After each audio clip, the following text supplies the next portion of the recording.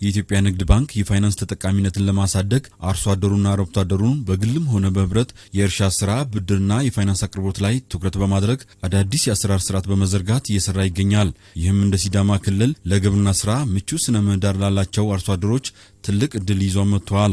በውል ስምምነት ወቅት ተገኝተው ንግግር ያደረጉት የሲዳማ ክልል ርዕሰ መስተዳድር አቶ ደስታ ሌዳሞ የኢትዮጵያ ንግድ ባንክ የጀመረው የብድርና የፋይናንስ አቅርቦት በክልሉ ያሉ በርካታ አርሶ አደሮች በግብርና ስራቸው ምርታማ እንዲሆኑ ያስችላቸዋል። የኢትዮጵያ ንግድ ባንክ የህዝብን እምነት ከማትረፍም ባለፍ የተሰበሰበውን ሀብት ወደ አርሶ አደሩ በማውረድ ተጠቃሚ ለማድረግ እየሰራ ያለው ተሞክሮ ሊበረታታ ይገባል ሲሉ ገልጸዋል። ግብርና ላይ የተሰማሩ ቤተሰቦች ቁጥራቸው እጅግ የሚበዛ ከመሆኑ ጋር ተያይዘው ስራቸውን በብቃትና በጥራት ሊሰሩ የሚችሉበት የፋይናንስ ድጋፍ ያስፈልጋቸዋል።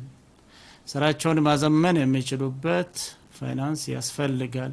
ስለዚህ ባንኮቻችን ለግብርናው ዘርፍ ለቢዝነስ ካልሆነ በስተቀር እንደዚሁ ለአምራች ዘርፉ ትኩረት እየሰጡ አይደሉም። ይሄ ሊሻሻል ይገባል የሚለው ለአመታት ሲነሱ የነበሩ ሀሳቦች በተለይ ኢትዮጵያ ብልጽግና ለማረጋገጥ ቆርጣ ከተነሳች ጊዜ ጀምረው ብልጽግና የሚረጋገጥ ከሆነ ከዝቅተኛ እድገት ደረጃ የሚነሱ ሀገራት ያላቸው ትልቁ ሀብት የተፈጥሮ ጸጋዎቿ ናቸው።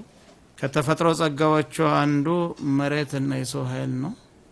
ስለዚህ እነዚህን በአግባቡ መጠቀም ብልጽግናን ያፋጥን ይሆናልና በአግባቡ ለመጠቀም የሚያስችል የሪሶርስ አላይንመንት ሊፈጠር ይገባል የሚል ሙግቶች ነበሩ።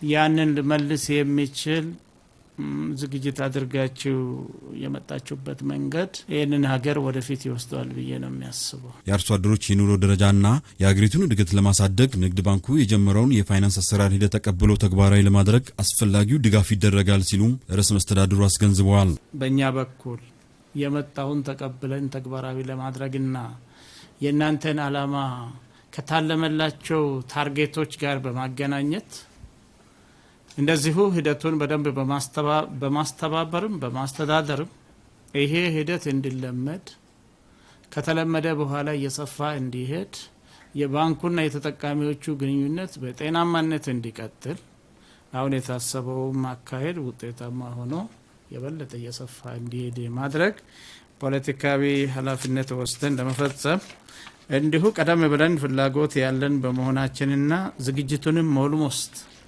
የመጣውን ተቀብሎ ፈጥኖ ለመተግበር የሚያስችል ደረጃ ላይ በመሆናችን እኛም በዚህ ጊዜ መገናኘታችን እድለኞች ነን ብዬ ነው የሚያስበው። በግብርና ስራ ግንባር ቀደም የሆኑ የሲዳማ ክልል አርሶ አደሮችን የብድር አቅርቦት ተጠቃሚ ለማድረግ ወደ ተዘጋጁ ክልሎች ተግባራቱ በፍጥነት መጀመር እንዳለበት ጠቁመው ልዩ እገዛ የሚያስፈልጋቸው አርሶ አደሮችም አስፈላጊው እገዛ ይደረጋል ሲሉም አቶ ደስታ ላይ ደግሞ አብራርተዋል።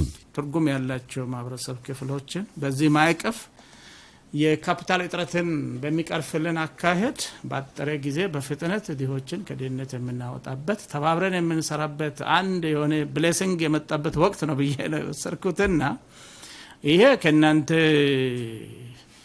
ልትሄዱበት ካሰባችሁት መስፈርት ጋር የሚቀናጅ ነው።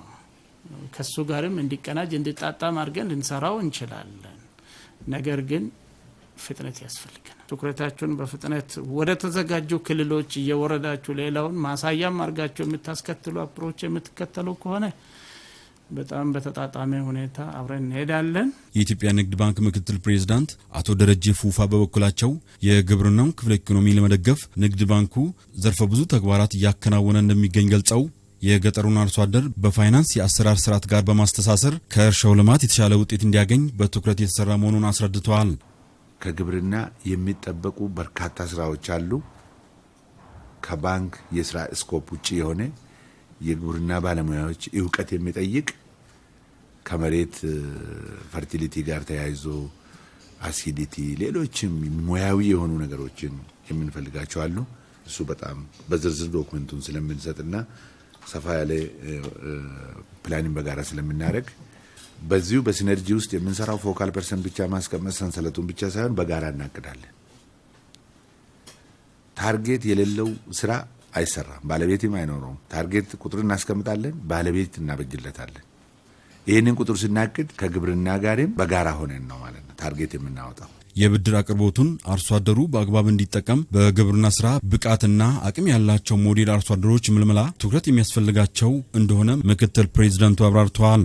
ከሁሉ በላይ ግን የነዛ ሸካራ እጆች እና ደሳሳ ጎጆ ውስጥ የሚኖሩ አባቶቻችን ለመቀየር ብዙ እውቀት አያስፈልግም።